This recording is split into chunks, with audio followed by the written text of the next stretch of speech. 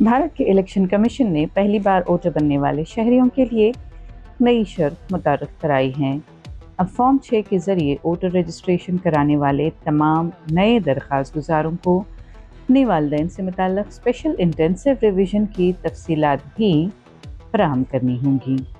Online दरख्वास्त देते वक्त उम्मीदवार को एक बाकायदा डिक्लेरेशन फॉर्म जमा कराना होगा, जिसमें ये बताना ज़रूरी होगा कि आया उसका अपना नाम या उसके वालिदैन या दादा दादी और नाना नानी में से किसी का नाम गुज़िश्ता इलेक्टोरल रोल में मौजूद था या नहीं। अगर किसी का नाम दर्ज नहीं था तो उसकी भी वाज़ेह तौर पर तस्दीक करना होगी। इलेक्शन हुक्काम के मुताबिक ये डिक्लेरेशन भरे बगैर ऑनलाइन रजिस्ट्रेशन मुकम्मल नहीं हो सकेगी। इलेक्शन कमीशन ने वाज़ेह किया है कि फॉर्म 6 में कोई कानूनी तरमीम नहीं की गई, बल्कि ये नया डिक्लेरेशन इंतज़ामी हिदायत के तहत शामिल किया गया है।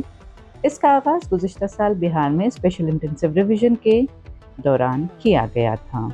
कमीशन के मुताबिक इस इक़दाम का मकसद नए वोटर्स को पहले से मौजूद इंतखाबी रिकॉर्ड से जोड़ना और रजिस्ट्रेशन के दौरान इजाफी दस्तावेज़ की ज़रूरत को कम करना है। उधर इलेक्शन कमीशन ने स्पेशल इंटेंसिव रिवीजन पर अक़वाम मुत्तहिदा की स्पेशल रिपोर्टर्स की जानिब से उठाए गए एतराज़ात को भी मुस्तरद कर दिया है। अक़वाम मुत्तहिदा के नुमाइंदों ने इस अमल की शफ़ाफ़ियत और कमज़ोर तबक़ात पर मुमकिना असरात पर सवाल उठाए थे।